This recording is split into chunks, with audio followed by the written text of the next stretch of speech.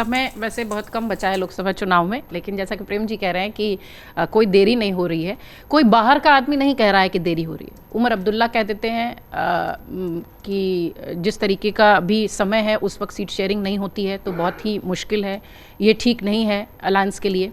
केसी त्यागी कह देते हैं कि कांग्रेस जिम्मेदार है, वो ही नहीं कर पा रही है सीट शेयरिंग। तो ये तो भीतर से ही आवाज़ें आ रही हैं ना, तो बाहर वाला तो मामला ही नहीं है। जिस तरीके से लगातार बीजेपी के नेता ही कह रहे हैं कि हमें टेंशन लेने की जरूरत नहीं है, वो आपस में ही लड़ भिड़ लेंगे। तो वो इंडिया गठबंधन का वो छाता कैसे कंसीप होगा, कैसे पनपेगा? भाई प्रेम ने अभी जो कहा तो उसमें बेसिक जो आप सवाल कर रहे हैं, हमारे और भी मित्र हैं, मुझे तो छाता अब तक दिखा नहीं है। जो चीज़ जैसे एक होता है ना दरार, तो दरार पड़ेगी जब दीवार बन जाए ना। जो चीज़ बनी ही नहीं, अभी इन्होंने कहा कि अभी तक टूटी नहीं है। मैं पूछता हूँ बनी कब? और ये मैं नहीं पूछ रहा हूँ, ये तो उसके जो वर्चुअल जो एक इच्छा जताई गई है कि ऐसा हम करेंगे, उसी वर्चुअल के जो पार्टनर हैं वही पूछ रहे हैं और वही कह रहे हैं कि अभी कुछ हुआ ही नहीं है। तो मेरा ये कहना है कि जो चीज़ बनी ही नहीं वो टूटेगी कहाँ से? बिल्कुल नहीं टूटी है। लेकिन इस जो वर्चुअल ये चीज़ है, अगर इन्हीं लोगों को जल्दी नहीं है तो अब बीजेपी को काहे को जल्दी होगी? हम तो कहीं खैर है नहीं। देखिए कुछ चीज़ें हम लोग बड़ी जल्दी ना, ये छायावाद की तरह जयशंकर प्रसाद का और साहित्य का, वो कुछ लोगों को बड़ा मज़ा तो देता है, लेकिन यथार्थ उसका मासस से कोई लेना देना नहीं होता। आप कह लीजिए कि जो घनीभूत पीड़ा थी मस्तक में, अब छोड़िए। मैंने एक बात आपके चैनल पर पहले भी कही थी, मैं फिर आज कह रहा हूँ कि विचार नहीं, सच्चाई जो होती है, धरती अगर गोल है तो ये धरती की सच्चाई है, ये गैलीलियो या कोपरनिकस की नहीं है। ट्रुथ, बस सच जो होता है वो वस्तु परक होता है, घटना परक होता है। मैंने एक बात कही थी आपको, रहीम का एक दोहा, कि कह रहीम कैसे निभे बेर केर को संग, वे डोलत रसापने उनके फाटत अंग। इसका एक सिंपल उदाहरण, आज की तारीख में मैंने कहा था कि जो एक्वायर्ड आपके जो चीज़ें हैं उनको तो आप छोड़ सकते हो, लेकिन जो इनहेरेंट है, जो बेसिक कॉन्ट्रडिक्शंस है। अब बेसिक कॉन्ट्रडिक्शन देखिए, जैसे एक मैं बता रहा हूँ, 70 साल में बाकी पूरे विपक्ष ने बीजेपी को छोड़ करके माइनॉरिटी अपीजमेंट की एक पॉलिटिक्स की है। कौन ऐसी पार्टी क्षेत्रीय है जो उस माइनॉरिटी अपीजमेंट को ये चाहेगी कि मुझे न मिले, मैं इसको दे दूँ? जैसे रामायण में है कि जब राजा दशरथ से विश्वामित्र जाते हैं कि भाई अपने बच्चों को दे दीजिए, हमको राम को दे दीजिए, तो वो एक चौपाई है उसमें कि चौथे पन पायहु सुतचारी, विप्र कहे नहीं बचन बिचारी। तो बहुत लंबी उम्र के बाद तो हमें संतान पे मिली है, हमारे बेटे पैदा हुए हैं और इसमें से भी आप ले जाना चाहते हैं।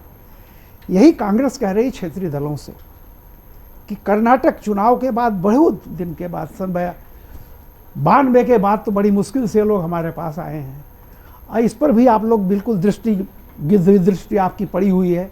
ईमानदारी की बात यह है, जहाँ भी देखिए, जो भी अभी ये कह रहे हैं कि समझौता हो गया यूपी में, मुझे तो अभी तक कोई फिगर नहीं आई है। आज आया है कि 7 सीटें आरएलडी को दे रहे हैं।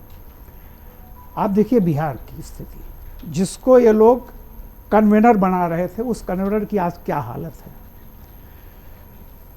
आज की तारीख में ममता बनर्जी बायकॉट कर रही हैं, और उनका कहना बिल्कुल सही है कि एक आदमी जो अपने ही राज्य में तीसरे नंबर की पार्टी है और जिसके 17 सांसद मोदी के नाम पे जीत के आए हैं, वो इसका कन्वेनर बनेगा? ममता बनर्जी की पार्टी मोदी विरोध पर जीत के आई है, चाहे उसके 18-19 हो, इनसे ज़्यादा सांसद भी हैं, वो अपने क्षेत्र की, अपने राज्य की पहली पार्टी हैं। तो हास्यास्पद स्थिति देख लीजिए। जिसको कह रहे हैं ये बन चुकी है, दरार नहीं है, उसका न तो अभी कन्वेनर है, न संयोजक है। खड़गे जी को बनाया गया है।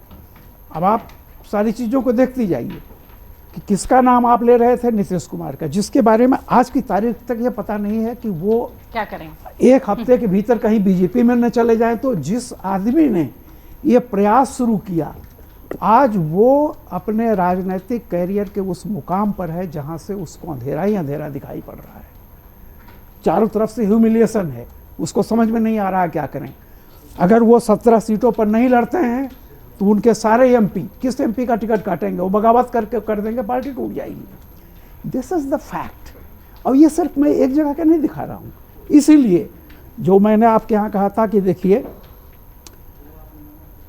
कांग्रेस पिछली बार 52 सीट थी, आपने खड़गे जी को प्रधानमंत्री पद का बना दिया, तो कम से कम ये तो कहिए कि वो 100 सीटें तो कम से कम कांग्रेस मिलेगी, तो ही तो उसका आदमी प्रधानमंत्री बनेगा। अब आप सीटें कहाँ से दे रहे हैं? ममता बनर्जी 2 सीट से ज़्यादा नहीं, मान लीजिए 5 हो गया। बिहार में कितना? 17 अगर नीतीश लड़ते हैं तो 17 लालू लड़ेंगे, 17 दूना 34 हो गया, 6 सीटें बचती हैं। वामपंथ क्या लेगा और कांग्रेस क्या लेगी? सब जगह जोड़ लीजिए। बंगाल, बिहार, उत्तर प्रदेश, महाराष्ट्र, ये 4 तो मेन हैं। अगर इसमें दिल्ली, पंजाब और झारखंड भी जोड़ लीजिए, जहाँ की रीजनल पार्टी करती है, तो ये करीब करीब ये 250 के आसपास पहुंचता आंकड़ा।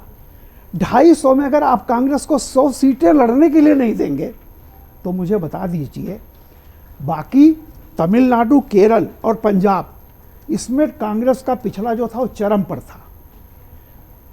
तमिलनाडु में उससे ज़्यादा सीटें स्टालिन देने वाले नहीं हैं। केरल में पहले की स्थिति से बदतर स्थिति होगी, यूडीएफ एलडीएफ है। पंजाब में अभी देख लीजिए, कुछ पता नहीं चल रहा है। पंजाब में पिछली बार 8 सीटें इनकी शायद थी, 8 सीटें इनको मिलेंगी भी कि नहीं पता नहीं। तो इतने सारे कॉन्ट्रडिक्शंस को कब तक आप इस खुशफहमी में कि एक वर्चुअल मीटिंग हो गई, एक वर्चुअल गठबंधन है। अरे भाई, गठबंधन होगा, यथार्थ होगा, समय कितना बचा हुआ है, हो जाएगा। देखिए, हम पत्रकारिता में रहे हैं, आप जानते हैं, अखबार में बड़ा आसान होता है। वो रिपोर्टर जो हमेशा फ्यूचर टेंस की खबर लिखे, मैं हमेशा पकड़ता था कि कोई फ्यूचर टेंस की नहीं, ऐसा होगा, ऐसा कर लेंगे, क्योंकि वो जब तक वो झूठ साबित होगा तब तक लोग भूल चुके होंगे। मैंने कहा प्रेजेंट टेंस की खबर लिख, कोई फ्यूचर टेंस की नहीं। हमारे एक रिपोर्टर थे नवभारत टाइम्स में, वो हमेशा फ्यूचर टेंस खबरें लिखते थे। तो हमने एक दिन उनसे पूछा कि क्यों लिखते हो भाई ये सब? बोले सर, हमने लिख दिया कि श्रीपद मिश्रा इस्तीफा देंगे, आज नहीं है तो 3 साल बाद देंगे।